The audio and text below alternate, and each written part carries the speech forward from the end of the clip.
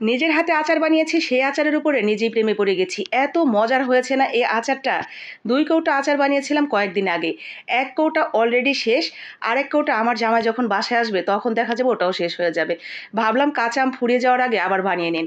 এইটা হলো আমার ১ম দিকে যে আচারটা আমি তৈরি করেছিলাম, সেই আচারে ১ কৌটা আছে। দেখেছেন কতটা নরম হয়েছে আর মাশাআল্লাহ এটা খেতে এত বেশি মজার। ডাল ভাতের সাথে খিচুড়ি, গরম ভাত সবকিছুর সাথেই। আর এমনিতেই তো আমি সারাদিন ২-১ টুকরো করে খেতে, খেতে এটা শেষ হয়ে যায়। তো আজকে কাঁচা আম ফুরিয়ে যাওয়ার আগেই ভাবলাম আরেকটা আচার বানিয়ে ফেলি ঠিক এইভাবে।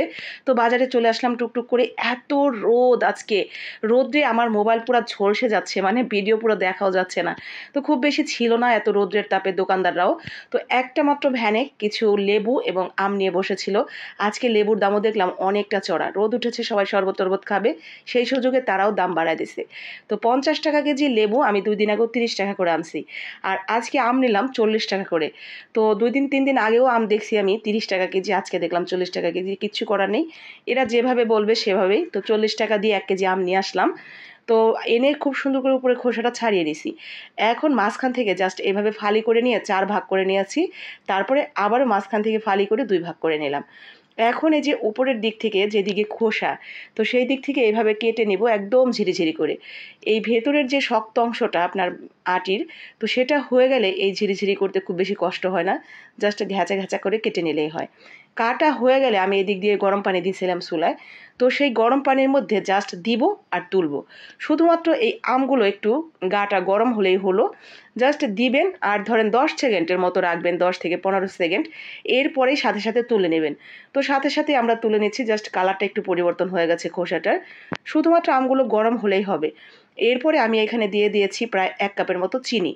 ১ কাপের মতো চিনি, এটা লাল চিনি তাই লাল দেখা যাচ্ছে। তো চিনিটা দিয়ে আমরা এভাবেই রেখে দিচ্ছি যতক্ষণ না চিনিটা গলে একদম পানি, পানি হয়ে যাচ্ছে। তো এটা এভাবে থাক, এদিকে আমি মশলাটা রেডি করে নিই। মশলার জন্য এখানে আমি শুধুমাত্র ২ চা চামচের মতো সরিষা নিয়েছি, ২ টাই মিক্সড করা ছিল, মানে কালো এবং হলুদ সরিষাটা। তো সেটা নিয়ে জাস্ট পাটায় বেটে নিব। বাটার সময় এক্সট্রা করে কোনো পানি দিব না। ওই যে আমটা আমি ভিজিয়ে রাখলাম চিনি দিয়ে, সেই চিনির পানিটা গলে যে পানি, পানি হয়ে গেছে সেখান থেকে একটু পানি দিয়ে জাস্ট এভাবে বেটে নিব। সরিষা বাটার সময় অবশ্যই সাথে কিছু দিয়ে বাটবেন, নয়তো কিন্তু তিতা লাগবে। তো আমি যেহেতু চিনির পানি দিয়েছি ওটাতেই কাজ হয়ে যাবে। এরপরে কিছুটা লবণ দিয়ে দিলাম। এখন সুন্দর করে মিহি করে বেটে নিচ্ছি। মিহি করে বাটা হয়ে গেলে আমার এইখানে আমি যা, যা মশলা ব্যবহার করব সব কিছুই শুকনা মশলা। মানে আমার এই মশলাপাতি সব কিছু ঘরে রেডি করাই ছিল, এজন্য আর এক্সট্রা করে বাটতে হয়নি। ওই মশলাটার সাথে হলুদের গুঁড়া, ধনিয়ার গুঁড়া, মরিচের গুঁড়া আর এইটা হলো আপনার আচারের যে মশলাটা, সেটা আমি এর আগে আচার বানাইছিলাম তো গুঁড়া ছিল, তো সেটা দিয়ে দিলাম। আর দিয়ে দিছি এখানে বেশ কিছুটা আস্ত রসুন আর আস্ত কাঁচামরিচ আর স্বাদমতো লবণ, তো ওইটার সাথেই দিলাম বাটার সময়। আর এখানে অল্প একটু সরিষার তেল দিয়ে সুন্দর করে হাত দিয়ে আগে মেখে নিচ্ছি। তো ভালো মতো মেখে নিলেই কিন্তু আমাদের আচারটা পুরোপুরি রেডি হয়ে যাবে। তবে এখনই খাওয়ার জন্য প্রস্তুত না। এইটা খেতে হলে আপনাকে ওয়েট করতে হবে আরও ২ সপ্তাহ। তো ২ সপ্তাহ পর এটা খাওয়া যাবে। তো এখন আমরা এটা একটা ছড়ানো কৌটার মধ্যে রাখবো যাতে রোদটা আচারের মধ্যে পুরোপুরি পায়।